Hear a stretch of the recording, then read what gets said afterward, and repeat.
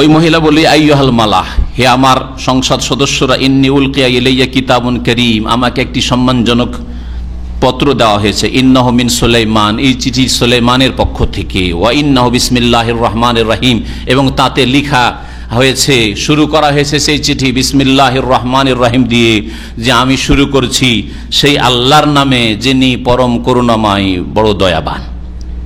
এটা হচ্ছে সুন্নতি তরিকা, এটা হচ্ছে কোরআনী শিক্ষা, যে চিঠি শুরু করবেন কি দিয়ে?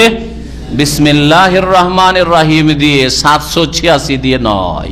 ভালো করে মুসলিমরা শোনেন, 786 দিয়ে হিন্দুরা শুরু করে না, 786 দিয়ে ইহুদি খ্রিস্টানরা শুরু করে না, 786 দিয়ে জাহেল মূর্খ মুসলিমরা শুরু করে।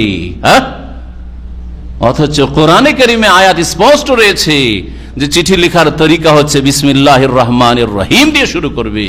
নবী করিম সাল্লাল্লাহু আলাইহি ওয়াসাল্লাম সহিহ বুখারী হাদিস রয়েছে, নবী সাল্লাল্লাহু আলাইহি ওয়াসাল্লামের আরো অন্যান্য হাদিসের কিতাবে এই হাদিস রয়েছে যে প্রত্যেক রাজাকে, বাদশাকে চিঠি লিখতে গিয়ে রাসূলুল্লাহ সাল্লাল্লাহু আলাইহি ওয়াসাল্লাম বিসমিল্লাহির রহমানির রহিম দিয়ে চিঠি লিখেছেন। আর লিখবেন 786, আল্লাহ পাকের কি করে রহমত হবে? আরো কি জানেন 786 মানে কি? ওরা মনে করেছিল, এই জাহেল মূর্খরা, যে 786 আমরা বিসমিল্লাহির রহমানির রহিম 19টা অক্ষর, আর 19টা অক্ষরের অঙ্ক বের করলাম। আর এই অঙ্ক বের করা অক্ষরের এটা আরবদের শিক্ষা না, এটা পারস্য শিক্ষা। আরো শুনে রাখেন, পার্সিয়ানদের শিক্ষা। ফার্সি ভাষায় আবজাদ, হাওয়াজ, হুত্তি এগুলির অঙ্ক ছিল, এটা ওরা জানতো, আরবরা কখনো জানতো না। নবী করিম সাল্লাল্লাহু আলাইহি ওয়াসাল্লামের আমলেও জানতো না, তারপরেও দীর্ঘদিন জানতো না যে আলিফ, বা, জিম, দাল এগুলির অঙ্ক বেরোয়, এটা আরবদের নলেজে ছিল না। এই সভ্যতা কার কাছ থেকে নেওয়া? পার্সিয়ানদের কাছ থেকে নেওয়া, ইরানিদের কাছ থেকে নেওয়া, ফার্সি ভাষা থেকে নেওয়া। ফার্সি আলিফ, বা, তা এগুলিতে এই অঙ্ক রয়েছে, আর ওইটাকে ফিট করে দিল আরবিতে, আর ফিট করে দিয়ে অঙ্ক বের করলো।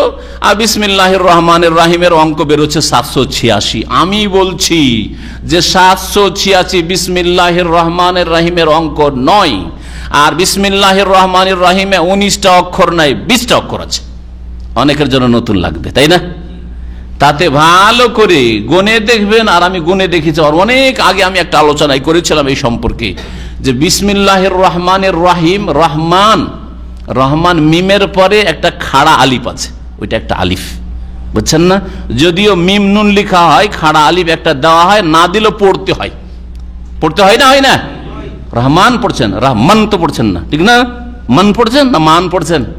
মান, আলিফ তো পড়ছেন, খাড়া আলিফ ওখানে আছে। এই জন্য কোরআনে কারিমে রসমুল খাত হচ্ছে মিম নুন একসাথে লিখা। আর নাহলে এমনি যদি আপনি নিজের ভাষায় রহমান লিখেন, তাহলে রহমান মিমের পর আলিফ, আপনার ভুল নাই, মিমের পরে আলিফ যদি লিখেন তো হ্যাঁ রহমান আসলে ওটা। তাহলে এই আলিফটা গেল কোথায়? ওই আলিফকে ভালো করে গনে দেখবেন, ওইটা গণলে 20টা অক্ষর হবে। তাহলে 20টা, যদি আলিফ একটা বাড়লো মানে একটা নম্বর বাড়লো না, বাড়লো না? নিলাম ইরানি, আমি সংখ্যাই নিলাম। এই গণনা আরবদের নাই, ঠিক আছে, ওই পারস্যদের কাছ থেকে নিলাম। তারপরে তো একটা অঙ্ক বাড়লো না, বাড়লো না? এক যখন বাড়লো তো 786 প্লাস আর 1 হইলো, তো কত হইলো? 787 হয়। যদি অঙ্ক বের করায় 787 হবে, 86 হবে না। আর 786 অঙ্ক আবার কিসের বেরোয় জানেন? জানেন? কে বলতে পারেন? কিসের? হরে কৃষ্ণ।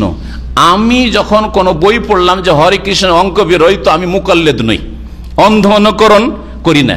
তখন হা, রা, ইয়া, কাফ, রা, শিন, নুন, আলিফ, হরে কৃষ্ণ, এটাকে লিখে একটা একটা করে অঙ্ক দিয়ে হিসাব করলাম, 786 বেরোলো। কত বেরোলো? 786। তার মানে যারা 786 তাদের ক্যালেন্ডারে লিখে, বাড়িতে লিখে, গাড়িতে লিখে, চিঠিতে লিখে, তারা কি লিখে? হরে কৃষ্ণ লিখে। যেই মুসলিম হরে কৃষ্ণ লিখে, সে মুসলিম থাকবে না মুশরিক হয়ে যাবে? বলুন তো দেখি, আপনারাই বিচার করেন।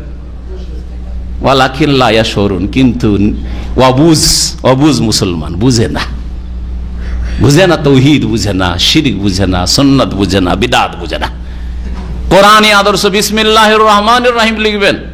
ওই রকমই নবীর ওপর দুরুদ লিখতে গিয়ে সাল্লাল্লাহু আলাইহি ওয়াসাল্লাম লিখবেন। দ লিখে রেখে দিবেন না, স লিখে রেখে দিবেন না, হ্যাঁ, সদ লিখে রেখে দিবেন না, কখনো না। কোন নেকি পাবেন না আপনি। কিন্তু যদি সাল্লাল্লাহু আলাইহি সাল্লাম আপনি বলেন নেকি পাবেন, সাল্লাল্লাহু আলাইহি সাল্লাম যদি লিখেন, কিয়ামত পর্যন্ত যত লোক পড়বে আপনার কিতাবটা সাল্লাল্লাহু আলাইহি সাল্লাম, আপনি 1 ভাগ করে নেকি পেতে থাকবেন। পাবেন না পাবেন না? তাহলে এগুলো সব বিদাতি তরিকা, বিদাতি তরিকা। এই শর্ট ফর্ম, দুরুদের শর্ট ফর্ম লিখা, আর তারপরে আপনার বিসমিল্লাহকে 787ও যদি লিখেন তবু বিদাত। শিরক হলো না, কিন্তু অবশ্যই বিদাত। আর বিদাত হচ্ছে গুমরাহি। কেন 787 লিখবেন আপনি? কখনো 786 শিরক আর 787 বিদাত, কোনোটাই লিখা চলবে না। ভালো করে শুনে রাখেন। কি লিখবেন? যা সুলাইমান আলাইহিস সালাম লিখেছিলেন, ইন্নাহু মিন সুলাইমান, এই চিঠি সুলাইমান আলাইহিস সালামের পক্ষ থেকে বিলকিস রানীর উদ্দেশ্যে, ওয়া ইন্নাহু বিসমিল্লাহির রহমানির রহিম, আর এই চিঠি শুরু হচ্ছে বিসমিল্লাহির রহমানির রহিম দিয়ে।